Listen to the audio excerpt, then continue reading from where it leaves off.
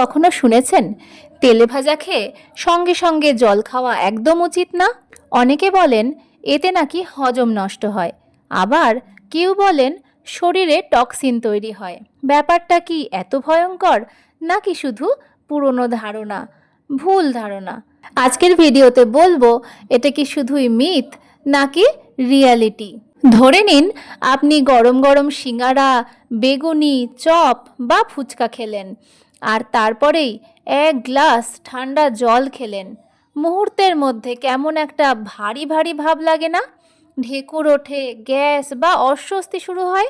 কেন হয় এটা?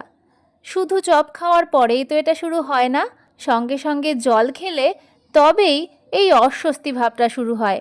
আসলে তেলে ভাজা খাবারে থাকে প্রচুর ফ্যাট বা চর্বি জাতীয় বস্তু। এই ফ্যাট হজম হতে সময় নেয়। যখন আমরা খুব দ্রুত অনেকটা জল খেয়ে ফেলি, বিশেষ করে ঠান্ডা জল, তখন পাকস্থলীর ডাইজেস্টিভ প্রসেস কিছুটা স্লো হয়ে যেতে পারে।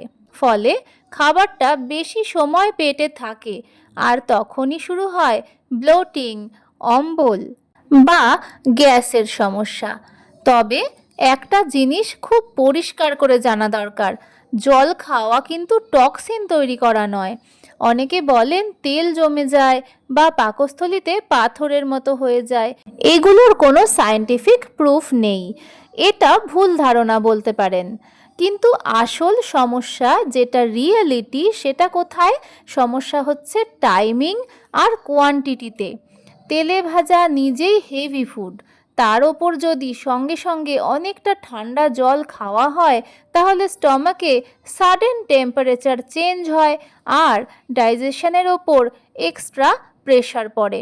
বিশেষ করে যাদের অ্যাসিডিটি, গ্যাস্ট্রাইটিস বা ইনডাইজেশনের প্রবণতা আছে, তাদের সমস্যা আরও বাড়তে পারে। তাহলে করবেন কি? সলিউশনটা কি? তেলে ভাজা খাওয়ার পর সঙ্গে সঙ্গে ঢকঢক করে ঠান্ডা জল খাবেন না। 15-20 মিনিট অপেক্ষা করুন। খুব দরকার হলে অল্প নর্মাল টেম্পারেচারের জল খান। আর সবচেয়ে ভালো, লেবু জল, গরম জল বা হালকা গরম চা ডাইজেশনে কিছুটা সাহায্য করতে পারে। আর একটা গুরুত্বপূর্ণ কথা, সমস্যার আসল কারণ কিন্তু শুধু জল খাওয়াটা নয়, অতিরিক্ত তেলে ভাজা খাওয়াও। আজকাল chips, roll, fried chicken, packet snacks, এগুলো নিয়মিত খেতে খেতে আমাদের শরীর নিঃশব্দে ক্ষতিগ্রস্ত হয়ে যাচ্ছে। হজমের ক্ষমতাটাই কমে যাচ্ছে। তাই মাঝে মাঝে তেলে ভাজা উপভোগ করুন, কিন্তু শরীরের কথাও শুনুন।